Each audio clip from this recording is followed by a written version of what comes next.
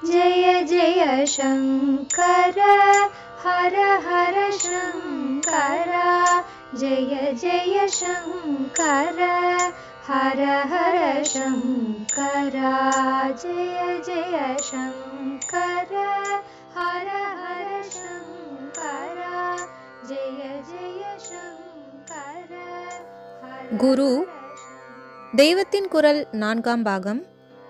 குருகுலம் கட்டிகாஸ்தானம். மாணவனை அடிக்கலாமா?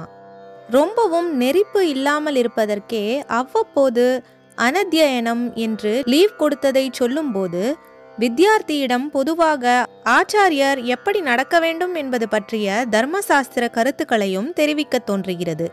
பிரியம் என்று சொல்லிக்கொண்டு ரொம்பவும் செல்லம் கொடுத்து குட்டிச்சுவராக்கி விடக்கூடாது என்பதுதான் பொது கொள்கை. அதற்காகத்தான் வீட்டிலேயே படிப்பதற்கென்றில்லாமல் குருகுலத்தில் சேர்த்ததே. சிஷ்யன் சுயேச்சைப்படி போகவிடாமல் அவனை ஆச்சாரியரின் வார்த்தைப்படியே நடக்குமாறுதான் சாஸ்திரம் கட்டுப்படுத்துகிறது. இதனால் ஆச்சாரியர் எப்போதும் உர்ரென்று மிரட்டி உருட்டி கொண்டிருக்க வேண்டும் என்று ஒரு இடத்தில் கூட சொல்லவில்லை.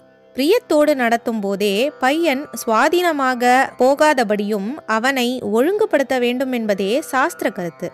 உபனிஷத்துக்களில் ஆரம்பித்து புராண இதிகாசங்களை பார்த்தால் குரு சிஷ்யாள் பரஸ்பரம் ஆழ்ந்த பிரியத்திலேயே கட்டுப்பட்டிருந்ததற்கு நிறைய திருஷ்டாந்தம் கிடைக்கும். மதுரமாக பேசியும் பிரியமாக நடத்தியுமே சிஷ்யனை முன்னேற்ற பார்ப்பதுதான் வழி என்று சொல்லியிருக்கிறது. சௌமியா என்று சிஷ்யனை குளிர குளிர கூப்பிடுவதிலிருந்து இந்த மாதுரியம் தெரிகிறது.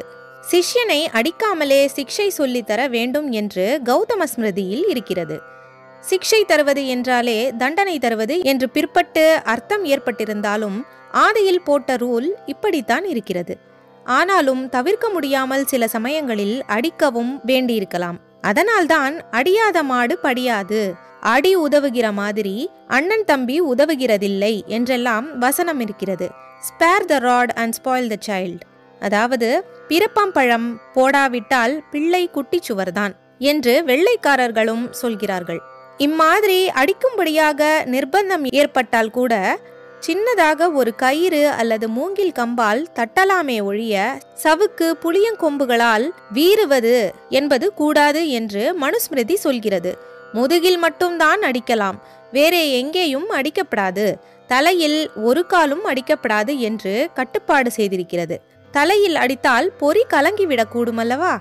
இப்படி ஒவ்வொரு சின்ன விஷயத்தையும் சாஸ்திரங்கள் கூர்மையாக கவனித்து பயனுள்ள உபதேசங்களை தந்திருக்கின்றன.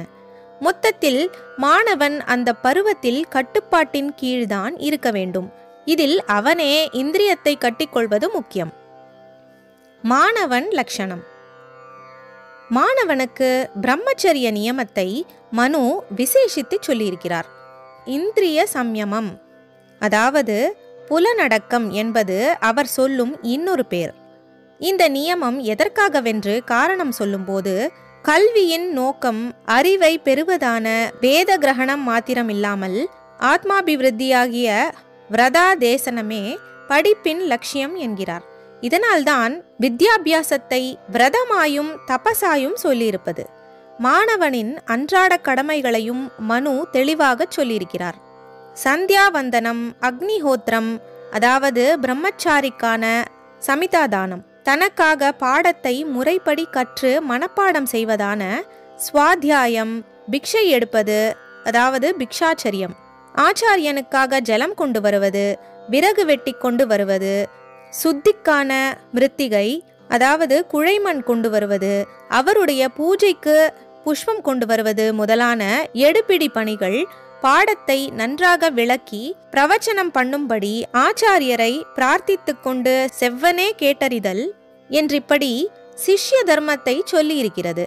சுவாத்தியாயம், பிரவச்சனம் ஆகிய இரண்டையும் கொஞ்சம் கூட விட்டுவிடப்படாது என்று தைத்திரிய உபனிஷத்திலும் சொல்லியிருக்கிறது. ஆரோக்கிய வளர்ச்சிக்கும் உதவி.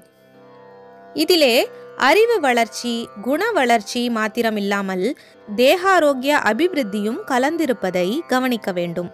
காலங்கார்த்தாலே எழுந்து குளிர்ந்த நீரில் ஸ்நானம் செய்து பிராணாயாமம், சூரிய நமஸ்காரம் பண்ணுவதில் புத்தி சக்தியும் ஹிருதய சுத்தியும் விருத்தியாவதோடு தேக ஆரோக்கியமும் நல்ல வளர்ச்சி பெறும்.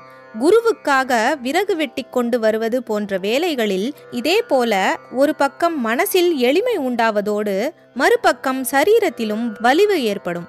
ஒரு மனுஷ ஜீவன் என்றால் அவனுக்கு தேகம், புத்தி, ஆத்மா என்று 3 இருக்கிறது. 3ஐயும் நல்ல முறையில் வளர்ப்பதாக பழங்கால கல்வி முறை இருந்திருக்கிறது.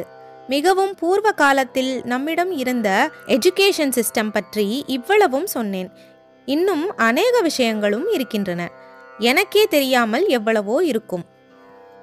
ஜெய ஜெய சங்கர, ஹரஹர சங்கர, மகாபெரியவா சரணம். जय जय शङ्कर हर हर शङ्कर जय जय शङ्कर हर हर शङ्कर जय जय शङ्कर हर हर शङ्कर।